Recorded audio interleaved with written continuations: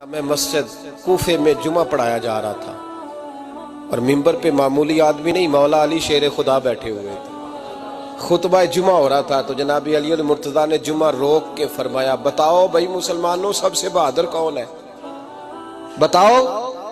لوگوں نے کہا حضور آپ ہی سب سے بہادر ہے، زمانہ جانتا ہے۔ تو جناب علی رو پڑے، فرمانے لگے نہیں، میں تمہیں بتاتا ہوں بہادر کون ہے، میں بتاتا ہوں کون ہے۔ میں جب اللہ مجھے توفیق دیتا ہے نا، میں حرم کعبہ جاتا ہوں تو میں جب خانہ کعبہ کے پاس بیٹھتا ہوں نا تو میں یہ والی حدیث یاد کرتا ہوں، یہ روایت میری آنکھوں کے سامنے آتی ہے، اس کو میں اپنے ذہن میں حاشیہ خیال میں لاتا ہوں۔ جناب علی المرتضیٰ فرمانے لگے میں بتاتا ہوں بہادر کون ہے۔ جناب کون ہے؟ فرمانے لگے ایک دن ایسا بھی آیا کہ مکے کے سارے سردار کٹھے ہو کے محبوب پاک پہ حملہ کرنے لگے، حضور کو گرا لیا نبی پاک۔ میٹھا ہی کھانا صرف سنت نہیں، پتھر کھانا بھی سنت ہے، صرف حلوہ کھانا سنت نہیں، پتھر کھانا بھی اس سنت کو بھی ادا کرنا۔ کہتے ہیں تھوڑے سے میٹھے چاول بھی کھا لو، کھانے کے ساتھ سنت ہے۔ میں نے کہا بھائی کبھی کبھی پتھر کھانا بھی سنت ہے، اس پر بھی توجہ کریں، اس کا بھی تھوڑا خیال فرمائیں۔ کہتے ہیں حضرت علی کے کفار مکہ نے نبی پاک صلی اللہ علیہ وسلم کو گرا لیا اور معاذ اللہ تشدد کرنے لگے۔ فرماتے ہیں کوئی زور زور سے پکار رہا تھا، میرے کانوں میں آواز آئی جب میں گھر میں تھا، کوئی زور زور سے پکار رہا تھا، اور وہ کیا کہہ رہا تھا؟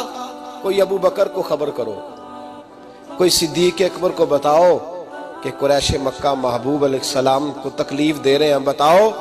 حضرت علی کہتے ہیں جب تک میں باہر نکلا تو میں نے ابو بکر کو دوڑتے ہوئے دیکھا، صدیق اکبر کے پیروں میں جوتا کوئی نہیں، سر پہ ٹوپی کوئی نہیں، تینوں لب دیاں آپ گواچے، سانو اپنی خبر نہیں کوئی۔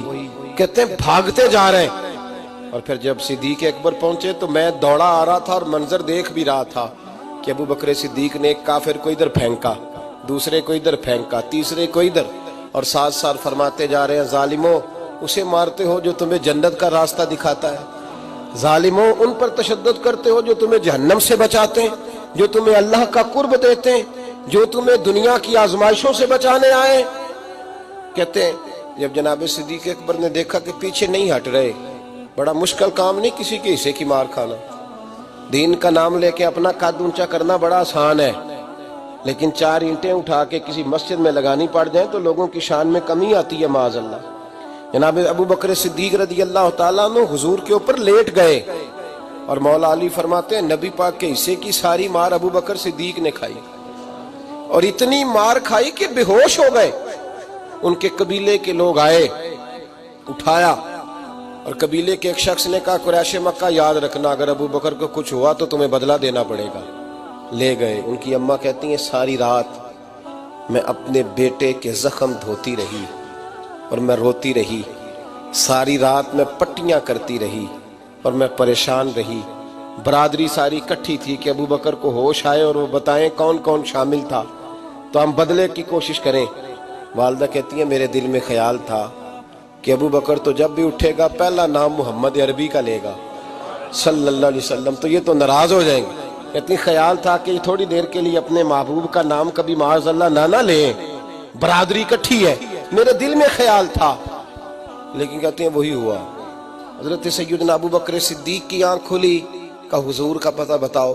اماں کہتی ہیں میں نے کان میں کہا ابو بکر ذرا ٹھہر جا، برادری ساری کٹھی ہے، تو حضور کا نام لے گا تو چلے جائیں گے۔ تو کہتے ہیں ابو بکر اٹھ کے بیٹھ گئے، کہنے لگے جس نے بیٹھنا ہے بیٹھے، جس نے جانا ہے جائے، مجھے برادری کی ضرورت نہیں، مدینے والے محبوب کی ضرورت ہے۔